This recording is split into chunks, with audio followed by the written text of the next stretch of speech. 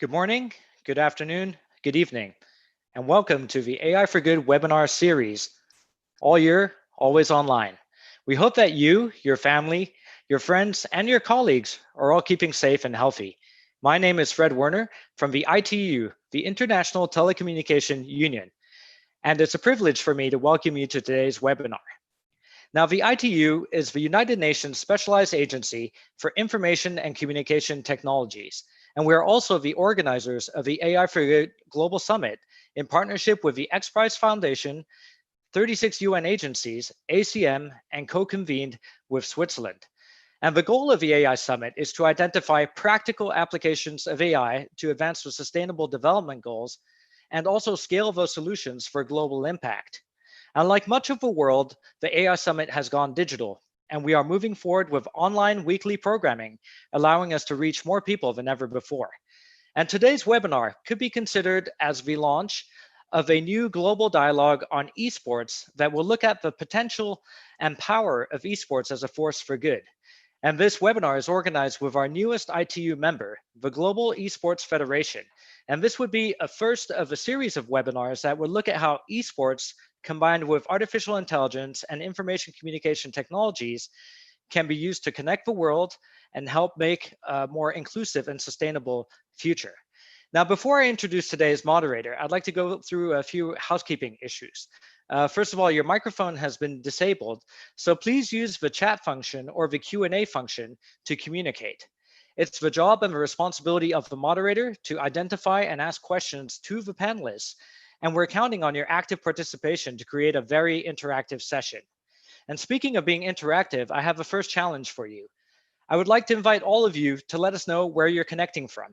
So please use the chat function and make sure you send the chat to everyone so it's visible to everyone, and let us know what city or country you're coming from. I'll begin. I'm coming from Geneva, Switzerland.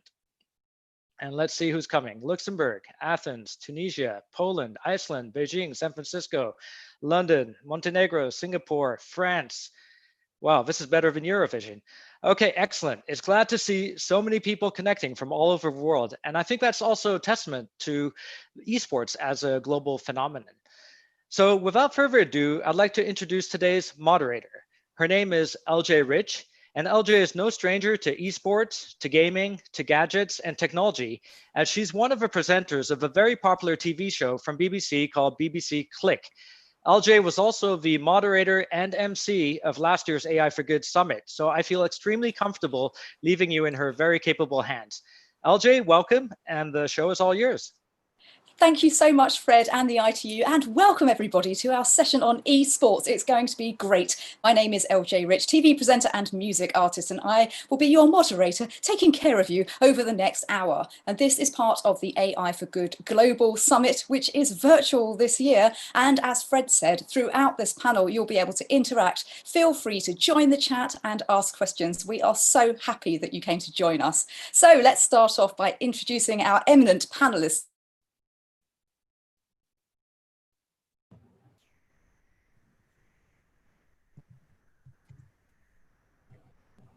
Where they're calling from, what they do, and something they really enjoy. So let's start off with Kun. Say hello and where you're from, what you do, and what you love. Yes, hi everyone. My name is Koen Schobbers. I live in the Netherlands, Amsterdam, and I am the Vice President of the Athletes and Player Commission of the Global Esports Federation.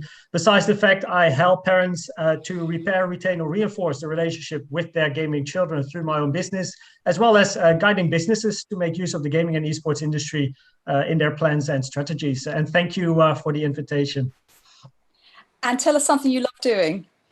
Oh, what I love doing. First of all, I love watching and playing Trackmania, which is the game I play professionally myself. And I love speed. I drive a bike, a Yamaha R6 myself. So love doing that as well.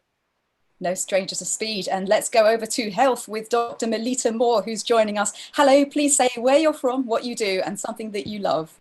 Greetings, everyone. My name is Dr. Melita Moore. I am calling in from the United States in our nation's capital, Washington, D.C. I'm a sports medicine and esports medicine physician. I'm also on the Athlete and Players Commission and the Education, Culture, and Wellness Commission for the Global Esports Federation. And something that I love to do is I love studying wine. I wish I could be a sommelier. I love the minerality and the terroir, and it's kind of like Mother Nature's chemistry lab. So that's what I enjoy. You see, this is exactly why I love asking that question of people. So let's find out our final panelists' answers. That's Chester, over to you. Where you're from, what you do, and what you love. Hi, everyone. Yeah, my name is Chester King. I'm based just outside London in England. I'm the chair of the Education, Culture and Wellness Commission for the Global Esports Federation. I'm a member of the board. I'm also the chief exec of the British Esports Association, and I sit on the IOC's Esports and Gaming Liaison Group. I actually love croquet and table tennis, but the most important thing is sleeping. I really love sleeping, but I don't get much of that. I suspect that most of the people watching would have exactly the same thing about the lack of sleep. So you're not alone there. So during this, you may hear people talking about something called the Sdgs. They are the United Nations 17 Sustainable Development Goals, which you can check out by searching for Sdgs online. And I'll stick a link up in the chat for those of you who want to take that further. And I'm presuming that many of you will have seen esports or had some experience of it. But for those of you who are unfamiliar with esports, we have a brief video for you. Genu, please, could you run video 1?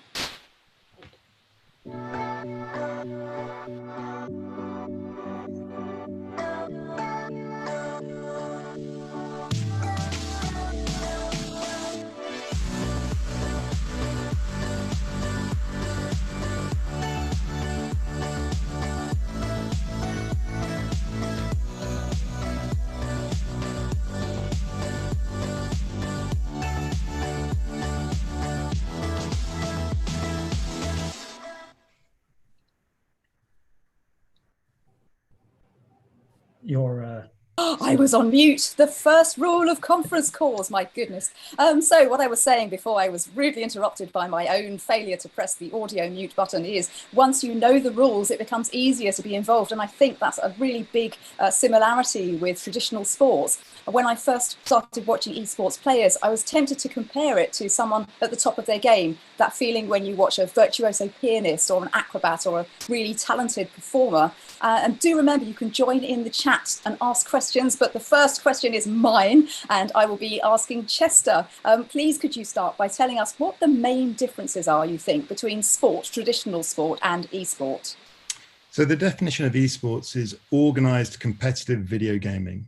And it's so inclusive because you can be, any shape, any size. You can be people that, can't do traditional sports. So it's a fully activity. There's kind of about 35 different recognized esports. It's not necessarily an extension of a sport like FIFA or PES.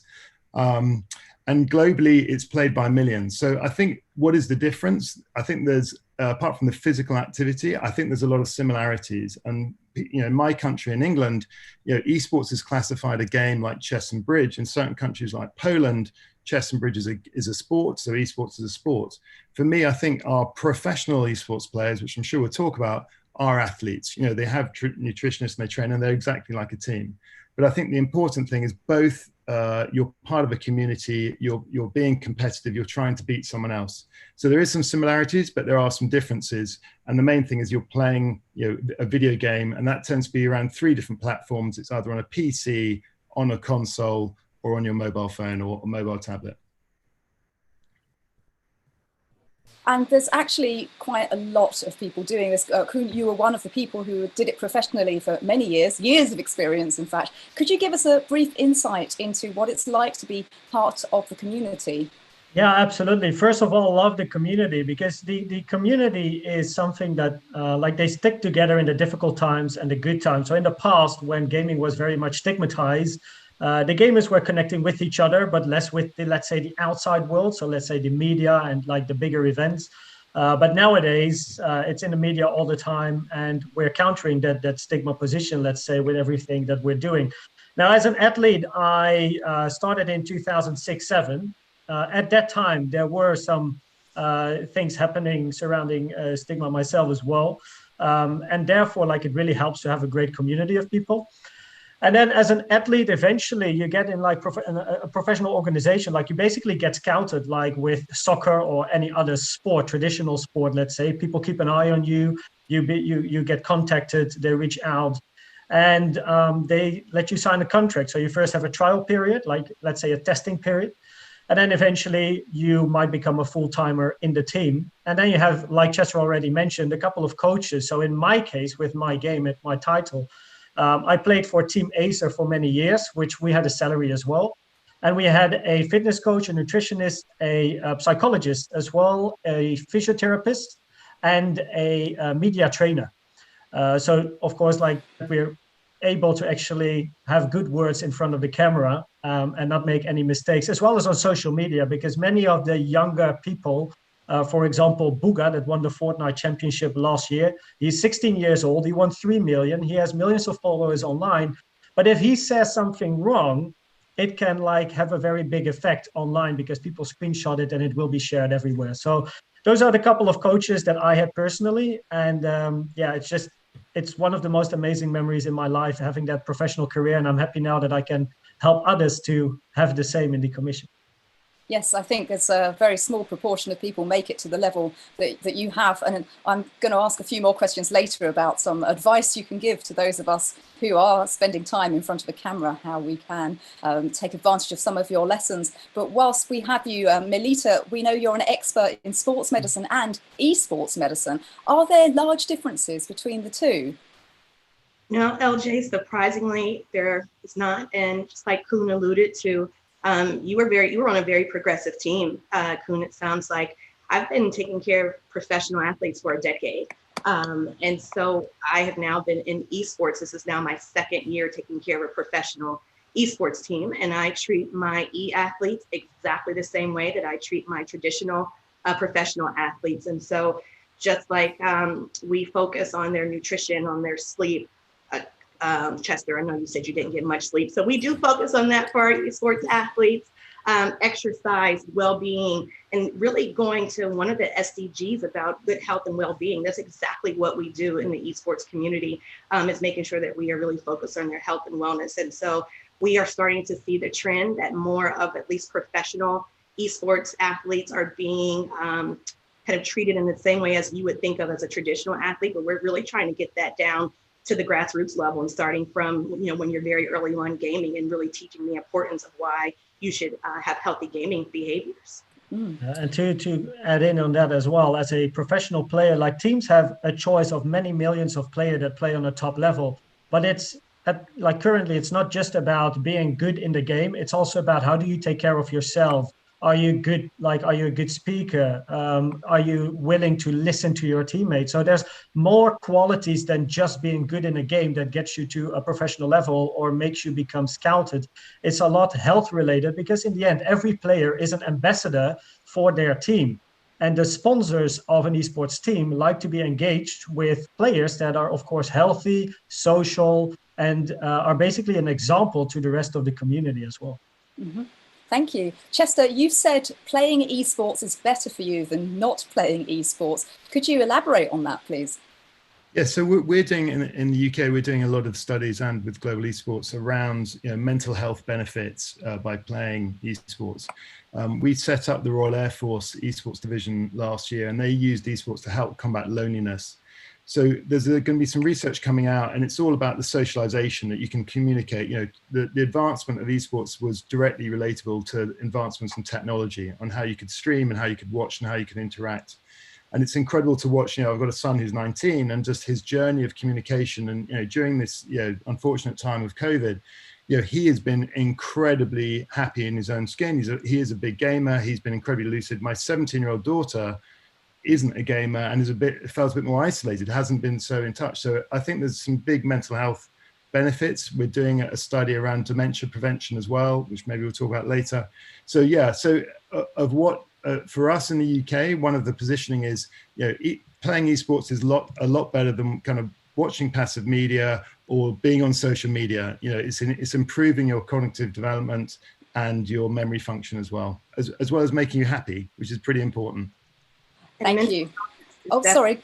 I think you're going to say something, Melita. Yeah, it's just definitely something we were really focusing on in the esports community as really top of mind, because mental health is just a huge part, and we're trying to, like Koen said, kind of transition that stigma around what a gamer typically people think of as someone in their parents' basement, you know, eating snacks and drinking a lot of caffeine, versus really to what a really great gamer can be. And so we talk about the social connectedness, and even during this pandemic, people have been able to stay more connected. And with the mental health perspective, the social connection, the increase in your resilience and your persistence and your social interaction has really been key. And as our model for Global Esports Federation, Grow Connected, that really makes a lot of sense, especially right now during this pandemic. Yes, and in fact, international esports in the age of lockdown is something that we are going to talk about now, because esports it's grown in popularity anyway, and what's been going on with the pandemic, it's just going to have a massive effect. And I think we've got a video to just show some of the esports popularity growth. Could you please roll video number 2, Jinu? Thank you. The year is 2019, and an arena of 15,000 human beings have such a passion for a video game and someone that played that video game that they just received a standing ovation in an arena full of 61 different nationalities of fans.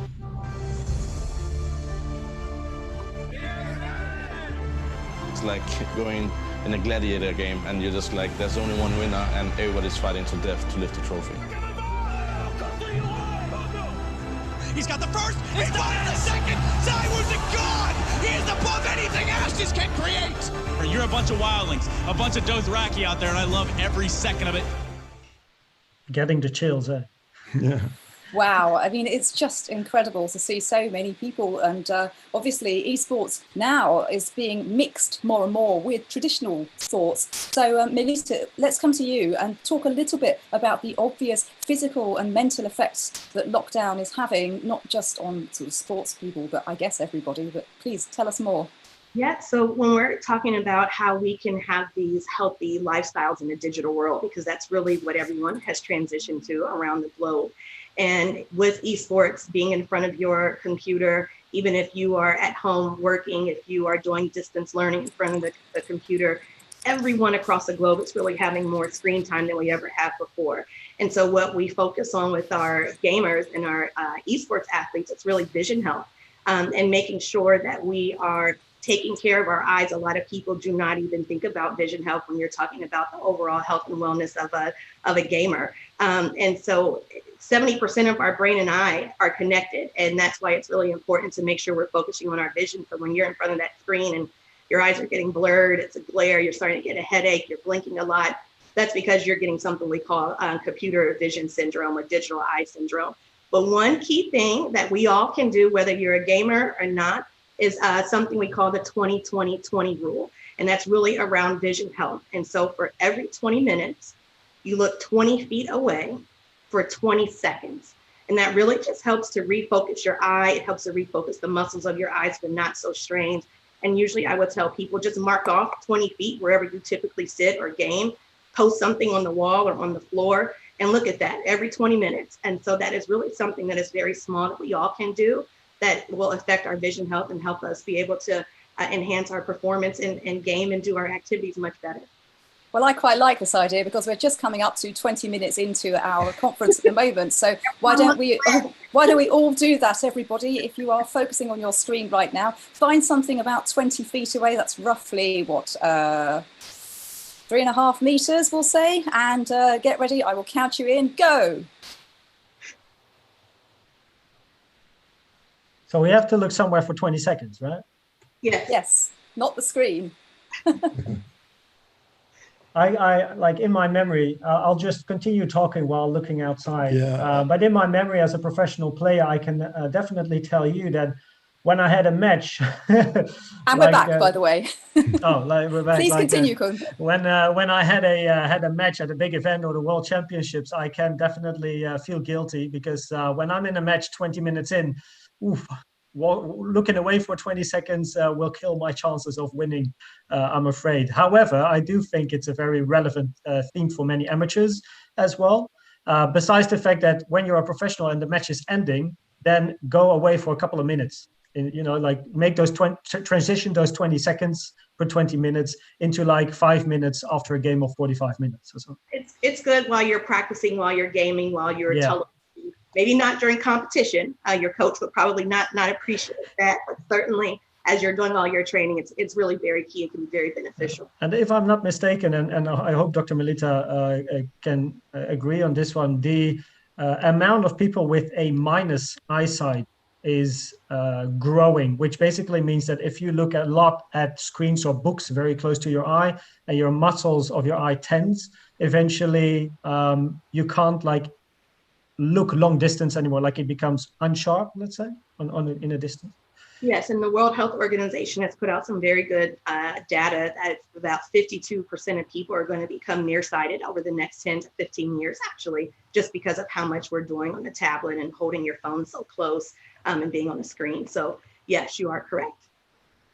I think now's a good time to start bringing in some questions from the audience. Please keep them coming. We love to have them. And if you are on the Zoom platform, you can vote questions up as well. We've got a question here. Are there education programs and career options for esports athletes? Chester's got his hand up already for that. Yeah, so in the UK, we've actually just written 3 government-approved level 2, level 3, so 16, 17, 18-year-olds in the UK, which people are going to be studying. I think we've got about 1,000 students already signed up for that. And then in the UK, we've got 5 universities. You can do esports degrees, some in general, some very specific, like esports production or digital marketing, esports or esports business. And I think what's important is to empower people to not only do a degree to think they then get into esports, but to actually empower them as an individual to create their own esports business. There's huge, opportunities. Some people call it a new media, digital economy. So yeah, there is a career pathway that's happening. We did a joint venture with Pearson, who are kind of a global education provider, but I know countries like Singapore and I think in the Netherlands as well, pretty strong on that. So you'll be seeing more going mainstream in classes. And as I say, from the UK, from this September, that you'll be able to study it. In fact, you'll be able to study full-time esports at the age of 16 in the UK if you so wish. Yeah. And also, I think maybe something that many people don't know is when you think about working in esports, like working in esports is basically working like in any other industry. There's marketing teams specifically in esports. There's managers in whatever business, like esports by itself is an industry. So when you look at career options, basically you can do anything. Like Dr. Melita Moore, she's a doctor and she is in esports. So it doesn't really matter what you necessarily study, as long as you have knowledge about the industry. And like Chester says, there is some studies that combine esports with other elements like business and esports, media and esports, events and esports. So therefore, esports is a great addition to a study. But I think that you can get any position in this industry as long as you do know things about this industry. Brilliant. Thank you. Chester, how can people who aren't familiar with esports get involved? Yeah, so it depends which country you're in. Some countries are much more advanced. So in Korea, for example, KESPA, which is their national body, was founded 22 years ago. So they've been around a long time. That's a very developed market. In the UK, we've been going for 4 years. We've actually got 600 volunteers. So when there's live events, they can get involved. I would say, I don't know what country that person was from. So there's national bodies. So under the Global Esports Federation, I think we've got 52 countries now that are members. There are a number of national federations that are set up. If you're passionate about one title, that's to me important, that all the ins and outs of that title. There's a huge community always around that. So obviously a bit challenging at the moment to go to live events because a lot have been cancelled. But everything's, we've been very fortunate. We've just moved straight to online, which we were kind of 99% there anyway. So there are opportunities. I'd advise to go first of all to your national federation first. Okay, thank you. Koen, could you speak a little bit actually about schools and setting up programs there? Because I guess there's an element of responsibility that educators would need to add to an esports lesson plan. Yeah, absolutely. Now the path in the Netherlands are like a little bit the same like Chester. We also work, or I also work with schools to implement programs. But there's a problem and like a solution. So the problem of schools in the Netherlands is that everything takes so long. Like if you want to add like a new study or a part of a study, like years go by and then finally they can set it up. Now the big plus about this time, the internet time in the gaming industry is kids, youngsters, younger generation are used to following and watching videos online. So we are currently actually setting up an online course for people to do next to their studies, which is much easier to make, and anyone can follow it anytime. So they don't have to go to college at school. They can just watch it in the evening or during the day. And one of the models that we use to educate educators, let's say, or if I educate parents, is called the 5S system, at least in the Netherlands. For the people that are Dutch over here, I call it the spelschijf van 5. So that's Dutch, but in England or internationally, I use 5S system, which is based on sleep, study, sports, social life, and screens. And the S of screens is not allowed to have any negative effect on the other S's, so on sleep, study, sports, or social life. Now, if that's the case, then it's about setting up some rules or educating them more into a certain direction. And it's been a model that I've been using for like 4 years now, since 2016. It's being used, and so far very successful in helping children mainly, or young people, to remain in a balanced or having a balanced lifestyle. Brilliant. I think now's a good opportunity to start talking about esports for good, and just address this idea of creating a healthy lifestyle in a digital world, especially right now when so many of us are online so much more of the time, whilst we are kind of, and those of us, I should add, who are lucky enough to have a faster connection at home. So Melita, perhaps we can talk to you about this, creating a healthy lifestyle in a digital world. Yeah, so I think it's important that, like I said, we all are on their screens much more. Even myself as a physician, we're starting to do much more telehealth and not in the office back fully. And we still need to remember we have a life that once we come out of this digital world, that we still need to make sure we're doing all those things to stay healthy. And so not only obviously our vision health, one thing that is really important is making sure that we are staying active. And making sure we're getting in some exercise. Exercise is medicine, and that is tried and true. And so, here in the United States, our main sports medicine federation, that's what we really preach. Exercise is medicine. We also know that there's a lot of esports studies that are out there for you gamers, is that actually if you get in just 20 minutes of physical activity in a day, it actually helps to increase and enhance your performance. So not only are we exercising for our physical health, our mental health, it also can help to level up your game. And so if you can get out and do 30 minutes of a walk a day, that really is all that you really need. So exercise is key. And we also need to be making sure that we are focusing on what we're eating. A lot of people are at home and it's very easy to do a little snack, but just making sure it's a healthy snack. We really are helping to focus on more whole food, plant-based diets. Number one, it helps to boost your immunity. And right now we need our immune system as strong as we can to fight off any kind of viruses or infections that may be floating around. It also helps to improve your overall wellness. So making sure that we are exercising, we're eating a really good diet. You can have a little snack here or there, but just making sure overall that we are trying to sustain this healthy lifestyle. We're doing our vision health, and we're really taking some time to focus on our mental health and taking a few minutes in the morning to meditate, to really focus on mindfulness, just to kind of have that balance and that reset. There's a quick 60-second activity you can do where you just place your palms on your hands, your feet flat on the floor, and you close your eyes and you focus on your breath, meaning you're just focusing on how you're inhaling and you're exhaling for 60 seconds. And that can actually help to hit that reset button to kind of relieve your stress, get you more motivated, get your focus and attention back. And that's something you can do in between meetings, in between games. And so we're just really making sure it's overall, we're focusing on what we can do to maintain our health and physical well-being during this time. Thank you. I do feel that all of us probably know we should eat less and exercise more. It's a question of trying to find the time to fit in. And I'm certainly quite inspired to make a bit more of an effort there and perhaps open the snack box a little less often. So I can see a question here from the founder of Lagos Esports Forum in Nigeria. It's challenging getting young people in Nigeria and some other countries into esports, as it's culturally seen as mere gaming, is there a possible global project the Global Esports Federation could use to douse this bias and blend education and esports in such countries? So I guess the wider question is what initiatives can we do to make esports more of a valid thing for people to do?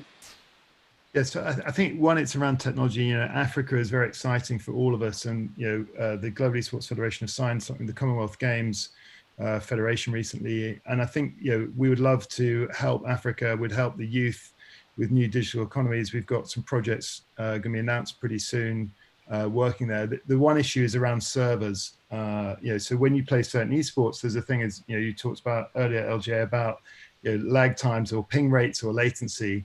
And I think what's going to happen is some of the big publishers will slowly move their servers for their games in certain countries in Africa, and that will be happening, and that will help stimulate, I think, better response, more interest in esports. The problem is at the moment, if you're in Africa and you're playing people outside Africa, you'll never win. So it's like playing a sport where you can never win because of the lag time.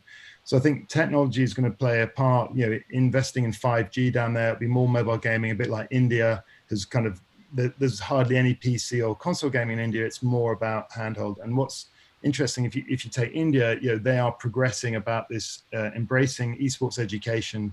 There is a role for us to do, and for every country to support education. There's one of our great partners is NASEF in America, who do a brilliant job promoting free esports education, and they're going around the world promoting their curriculum, which is a brilliant initiative, and it's free esports advice. So I agree, Africa is a focus. There's some initiatives going to be coming out later this year, but we need to work hand in hand with the publishers to kind of invest in the infrastructure. Otherwise, they're not going to be on the same playing field. Yeah, I think the infrastructure as well to add upon is cloud gaming is becoming a thing as well. I've recently played on Google Stadia at a friend of mine, which works brilliantly in the Netherlands. It works brilliantly because we have the very fast internet connections. So I think, like Chester mentioned, is the hardware should be good enough in Africa. And then if you have cloud gaming or cloud gaming opportunities, you can already maybe find new talents, and then the publishers can come after as well. It does feel like we have an opportunity to answer another question here about the key features of prospective new generation technology to be applied in competitive esports. And to me, it's no surprise that the ITU is hosting this event, the Telecommunications Union. And as anyone who has either played music online or tried to cast online or done anything online, sometimes when the connection isn't there, it's very frustrating, and that could be anything from infrastructure to broadband service providers. So there is a lot of technology there that could probably be given a helping hand. And also we're looking at possible applications of AI, for example, how you can lower latency by only sending certain bits of information. Would anyone like to chat about the technology around a connection?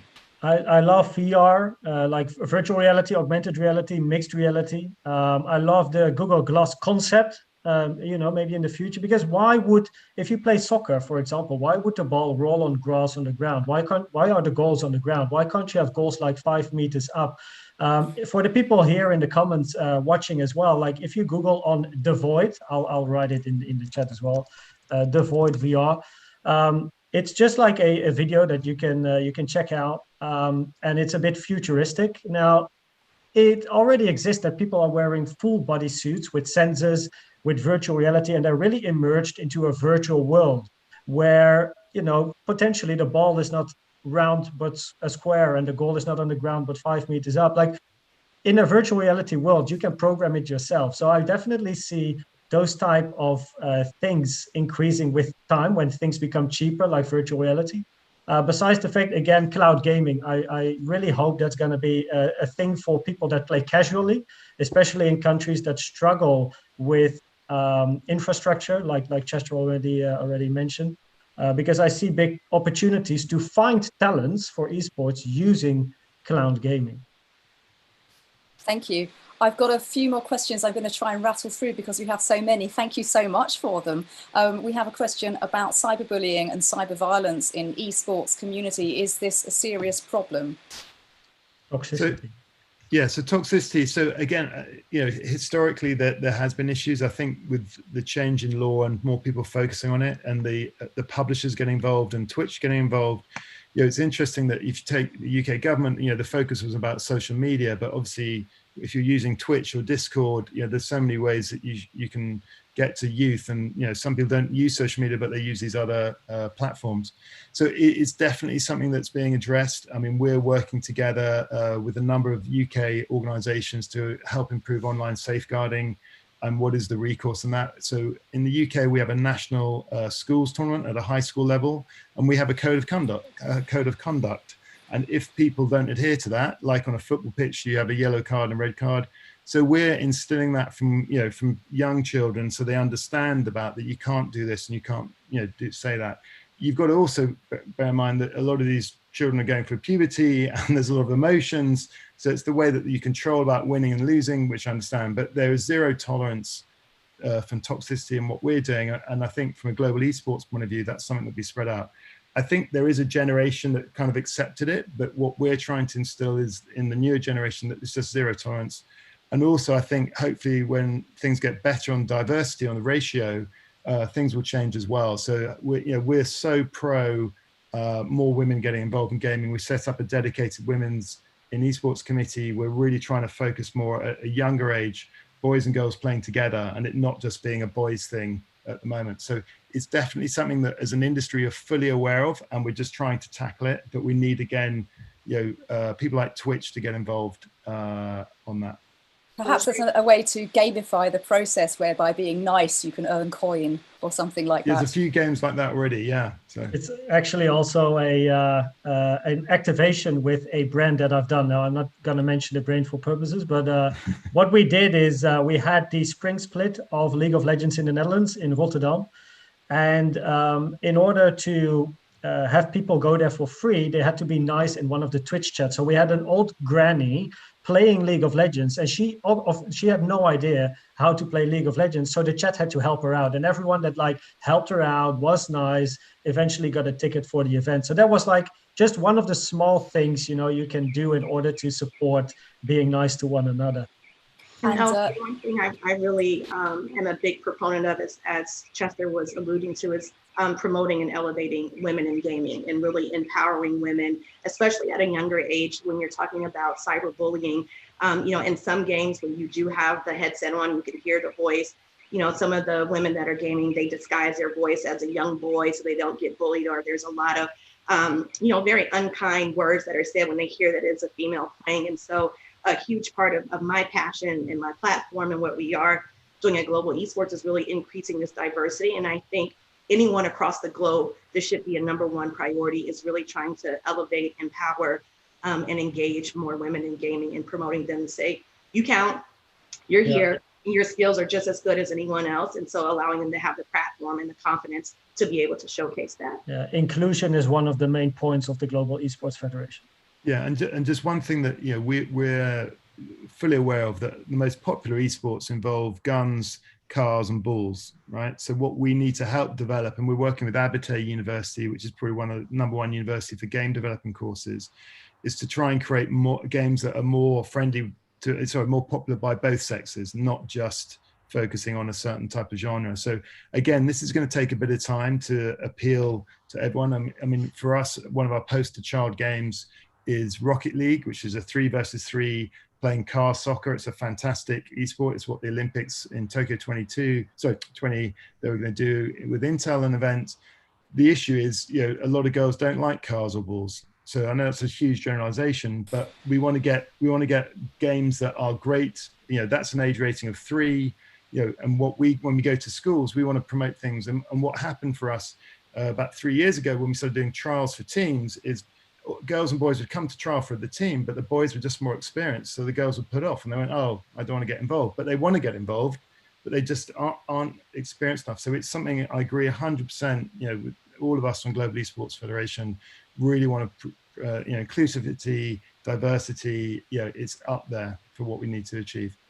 I guess an extra thing to consider is not necessarily having people write games just to appeal to a wider sex, but to wider genders rather, but also the people who are building the games and making the games. I think if those teams were more diverse, then they would probably naturally appeal to a wider audience as well. I want to bring in this idea of accessibility whilst we're on the subject of inclusion. As a music artist, I've watched and seen some amazing gadgets that have been built to allow people who, for example, only have one hand to be able to play the piano. And I'd be quite interested to know about any sort of modified controllers or things that are available for people who want to get into esports but may not have the conventional, what's the word? The hands, I guess. Limbs, yeah. Limbs, thank you. My background is I'm a physical medicine and rehabilitation physician, and we really focus on the disabled community as a physiatrist, the type of physician that I am. And I am so proud that esports has really become accessible to all. And you do not, like Chester was saying earlier, you can be anything and become an athlete. And I think that word e-athlete is very empowering to others who may say, oh, I will never be able to pick up a basketball or throw a football. But you can always be an e-athlete. And so what we call adaptive gaming here in the United States is really where we have made some adaptations to some of the controllers. We have, for people who may be paralyzed and in a wheelchair, there's a little sip straw that you can blow into. There is and I won't say the brand, but there's a huge sports brand that actually is representing an adaptive gaming team here in the United States. And so this is just, and I'm getting chills just talking about it, because this is why esports is accessible. Anyone can do this. I know there's a lot of videos and stories online about a gentleman who has no legs and no arms, and he uses his mouth to game. And so esports is for everybody. Yeah, and also there's enough videos of players playing with professionals, and indeed with their tongue, or with indeed missing their hands, for example, and still being able to play with those professionals and on the same level. I think it's very motivating for everyone globally as well to see such possibilities and accessibility. Yeah, so there's a brilliant charity in the UK called Special Effect, who adapt loads of controllers, and even for people who actually can't physically move, they've adapted a game where you can just move your eyes to play a certain game. I mean, it's incredibly powerful, and I know Xbox created a bigger controller for people who had less maneuverability. We're all saying the same thing here. It is a great activity, and the whole thing is around community. You can be part of something. And when we again did a study about 3 years ago, there was a girl in a classroom who was in a wheelchair who was a good gamer and became part of the esports team and represented her school. And her parents wrote to us, and without getting emotional, it was the most incredible letter that it was the first time that her daughter had been part of something in the school, had been recognized as an e-athlete, had been recognized as an athlete part of the team. And that was, it kind of took us on this whole journey about inclusivity. That again, when I got involved in esports, 4 years ago, I went to the Rio Olympics. I did a 2-day esports event with the British government. And to me, it was all about the pinnacle, the best, the best, the best. And then you realize what a great activity it is in society. It's kind of overwhelming. That's why, it's incredible that, doctors like, Dr. Melita Moore is kind of involved in this. People wouldn't have thought about this, 2-3 years ago, but now it really is, I'm going to quote, there's a brilliant guy I work with, Gerald Solomon from NASEF, who uses the term that esports is the Trojan horse to get to kids, to engage with kids. And it's just a brilliant analogy of, this is the tool, the activity, the vehicle to get into kids and get them to understand about other benefits in life. We also hit the older population as well. When we talk about active esports a lot here in the Global Esports Federation, when Wii first came out, when the Wii game first came out, we used that in our rehabilitation hospital for patients who had a stroke, for patients who had a brain injury, and we're still trying to get their balance, their coordination. So here they are playing a video game. We didn't call it esports or active esports back then, that was 10, 12 years ago. But we have an older population using a video game to help improve their physical ability while they're in a hospital getting rehabilitation. And so this is just the breadth that esports can cover, from the young to the old, which are traditional sports or your active sports. And so anyone who's not involved, you should be involved after this. In the Netherlands, actually, we spoke with the president of the NOC-NSF, which is Anneke, and we set up this concept, which basically turns around 3 E's, which is education, exercise, and esports. And it's made for local clubs that have difficulty to sometimes stay alive, because that's a big problem as well, children moving or doing less sports in time. And with esports or gaming, if you would like to call it, we can get influencers there, we can get kids to the club, and once they're on a location, you can move them around. You can play with the kids, basically. You can put them in groups. You can have one group get education in some sort of whatever topic. Then you have kids that play a certain game, and then you have the sport itself that's being played at the club. And therefore, many new people that not necessarily already played at the club get in touch with the sport at the club, with the coaches at the club, with the atmosphere at the club. And therefore, we hope, it's still a concept, that more children will remain at that club and play more often. Brilliant, thank you. I've got so many questions. I'm going to try my best to go through a few of them. And panelists, I'm hoping that you'll get a chance to maybe type some answers if you feel like it afterwards. But please keep them coming in. We have about 14 minutes left to chat. And thank you all so much for these amazing insights. I'm really enjoying this panel. I've got a couple of questions here. One quick one here. Sorry for my ignorance. Can you suggest a few esports platforms? Never apologise for ignorance. It's actually interest. Good question. I'm just wondering what you really mean with esports platform, because is that like live streaming platforms or community platforms or event platforms or gaming platforms? Yeah, I guess we'll go for a little bit of watching and a little bit of taking part, because obviously you can just head over to Twitch TV and watch people gaming and talking about it, and that's probably one of the things that people would probably know the most about. But there's YouTube gaming and well, obviously over to you. So Twitch.tv, you have Facebook gaming as well, you have YouTube Live, but then you have Reddit for the community, also Steam and Uplay are community platforms where you can buy games, like it's like an online store basically. And then there is lots of, like, we can probably mention like 10, 20 community platforms, because also every country itself has their own platform. And then you have smaller regions in those countries, like in the Netherlands as well, that have their own platform. I just think Reddit is one of the biggest and well-known platforms, besides Twitch.tv for live streaming. Yeah, and to communicate, Discord is a fantastic platform while you're gaming. So you don't have to, if you're worried about, hearing other people in game chat, you can actually set up a group of you, communicate while you're playing and not have to hear anything else. So and you can chat. It's like Skype but better. Yeah.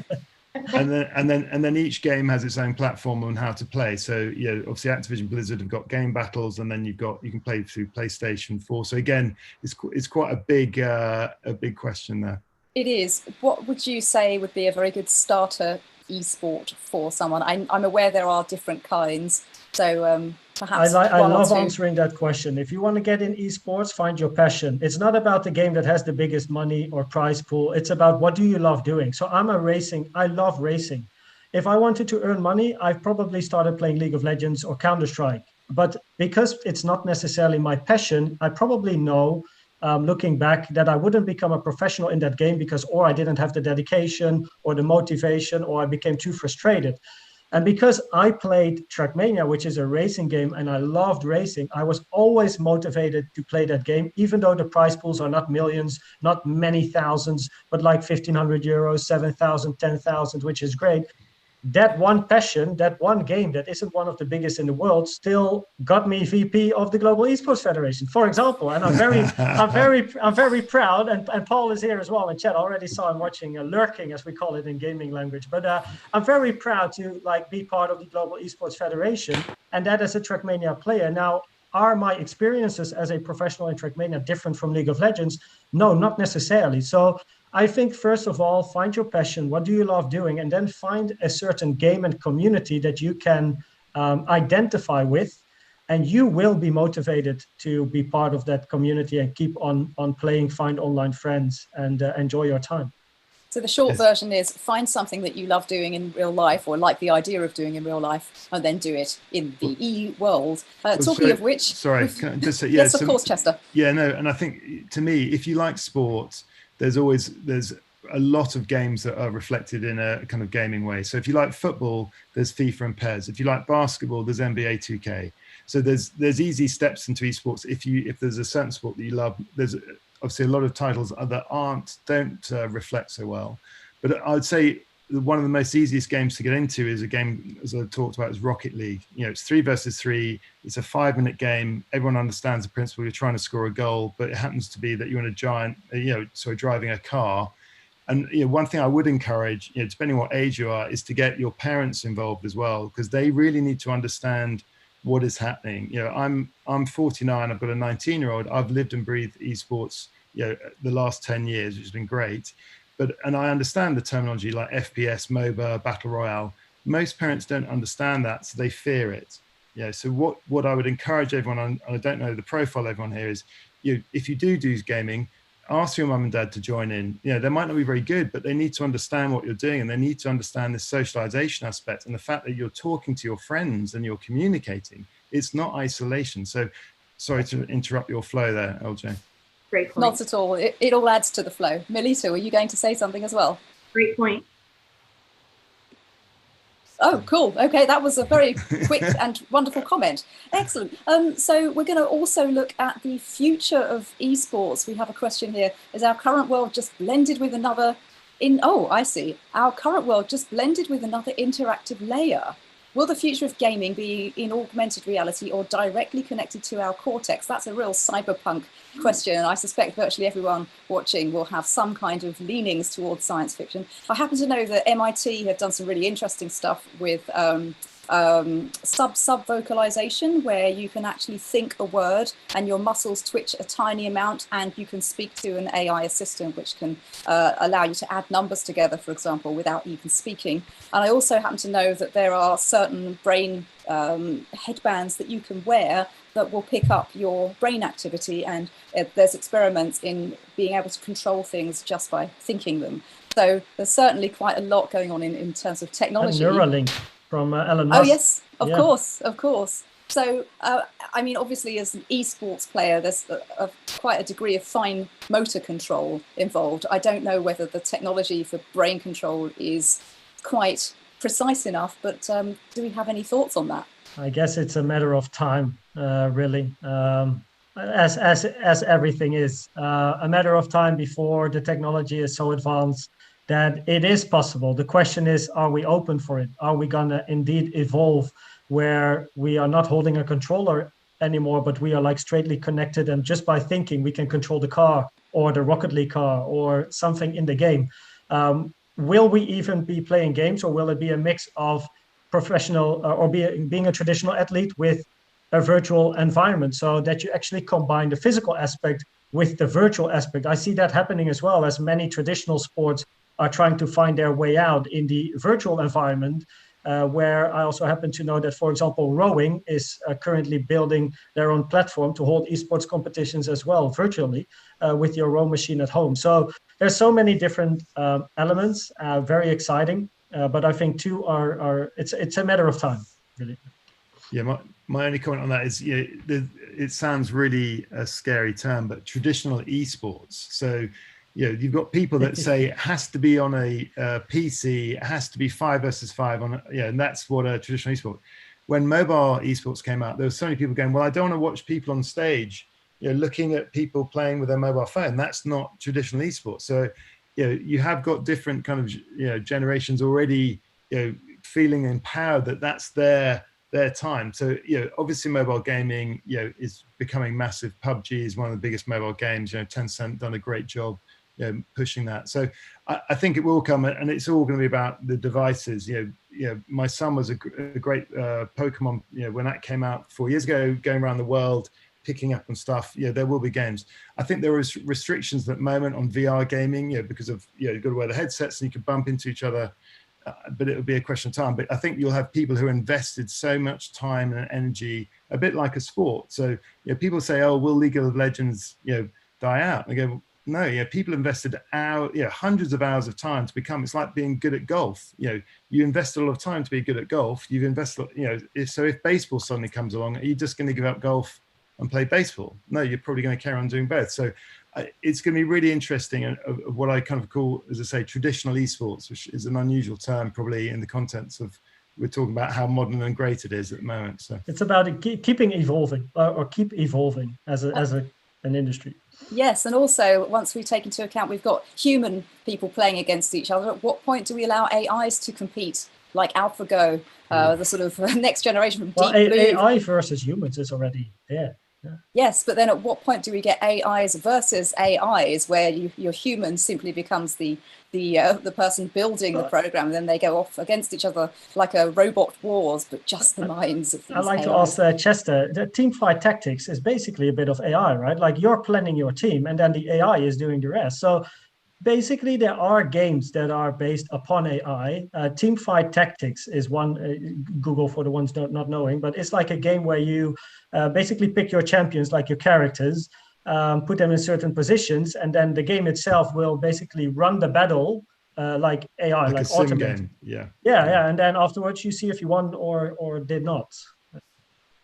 Yes, there's also the place for AI to simulate your opponent. If you have enough gameplay, you can probably just grab all of the data of your potential opponent's play strategies and then put it all together, and then you might be able to predict your opponent's next move, at which point you're then looking at some very interesting situations where if you have enough computing power, you are more likely to win against another person. And that kind of brings us right back to this idea of the digital divide and I guess the UN's Sustainable Development Goals. So one of them is about inequality. So as a last word before we close the panel, perhaps we can have a little insight into ways we can decrease inequality.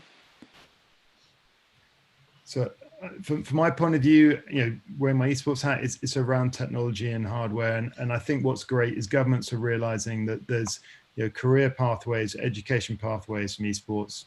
It's going to take a bit of time, but this is a credible industry in itself with huge benefits. So this isn't kids gambling. This is actually people learning human versus human interaction. There's so many benefits. And I think the more people I'm the older generation, just think, it's kids playing games. It's not that at all. There's a whole world about esports that's incredibly exciting. And I'm honored to be part of the Global Esports Federation that's only been going for 6 months, and they've done a great job to get us here. So the more that we can help promote it, the better. But on inequality, we need more investment in technology to get things going, and an education to people of my age, I would say. I'm going to echo doing my best. With funding. I think funding is a huge opportunity to try to decrease this digital divide here, at least in the United States. A lot of this digital divide is due to social economic. And so if we have more government agencies that are funding, doing grants, if more people are investing in a lot of the nonprofit work where they are educating, educating our youth on how important it is to game, actually providing the technology, providing the laptop, providing the Wi-Fi. Here in rural America, we don't really have a strong Wi-Fi system here. And so those people and kids are already at a disadvantage with this digital divide. And so I think funding coming from government agencies and other private investors into nonprofit work can actually help to decrease that digital divide that we are seeing. Mm-hmm. And I think there's been a few questions in the chat about how to go about sponsoring. So I'm presuming that somebody from the panel can type an answer to you on that later. Sorry to interrupt, go on. You want to engage about sponsoring or the inequality? Please talk about the inequality. Yeah, so I think another very important thing is grassroots gaming, as we like to call it. So that's basically you have the very big esports event and the professionals, but you also have the amateurs. And in the Netherlands, you now see like local clubs popping up. So people that not necessarily have the equipment can subscribe at like a local club or pay a little entry fee or whatever their business model is. And then they can play on hardware. They can meet other people at that location. We see that in the Netherlands a lot. Unfortunately, with Corona, a couple had to close, but COVID-19, sorry. So, but I think grassroots gaming is going to be very important, and therefore we need investors because, of course, money is involved. So I guess that's part of infrastructure. And I agree with Chester on education. So many people don't yet know what gaming and esports actually is, what it's about, how the community is like, what the industry is like. And of course, when the decision makers get to know esports, they will undoubtedly be more open to explore possibilities in this specific industry. So I think also, of course, the Global Esports Federation has the Education Commission, which Chester is part of. So I think that's a very important role towards the future. And besides educating professionals, also the parents, which is something I do myself in the Netherlands. So I think there's a lot of education and infrastructure things that have to happen. Brilliant. I'm afraid that's where we're going to have to leave it. I'm sure everyone could chat and listen for much longer. So thank you, everybody. Melito, Koen and Chester, it's been a real pleasure speaking with you. And thank you, audience, as well, for your incredible participation and your thoughtful questions. It's really been quite wonderful spending this last hour with you. So live long and prosper, everybody. And it's over to you, Fred, for the final words. Wow, thank you very much, LJ. And wow, what a great discussion. It's a pity it has to end, but all great things must come to an end. But also have no fear. This was the first of a series of webinars that we're planning on the topic of looking at how AI combined with ICTs and esports can help to connect people more and also build a more inclusive world. If you'd like to get involved, please get in touch with us through our website. So one of our colleagues will be pasting some URLs and email addresses in the chat. So again, if a topic caught your attention or you want to be notified of the next sessions on this topic, just look at the chat and feel free to get in touch with us.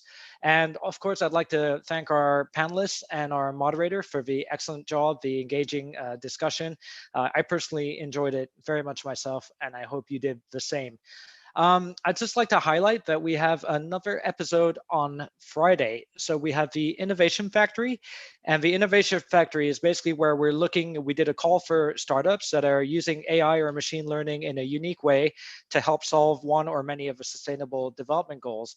And what happens is a short list of these startups come online, and they do some very short live pitches to a panel of mentors and advisors.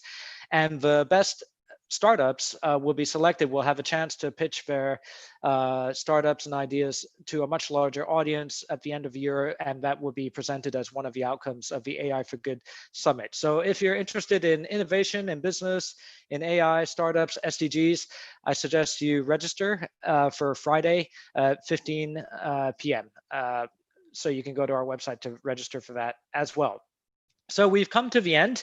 And again, once again, thank you to all the speakers, the panelists, and the participants for all your questions. I saw so many questions in the chat and the Q&A. That's really great. Also, thank you to our sponsors, our partners, and of course to our co-convener, Switzerland, as one of the big supporters of the AI for Good Global Summit. And with that, I'd like to bid you farewell and good evening, and see you on Friday. Good evening.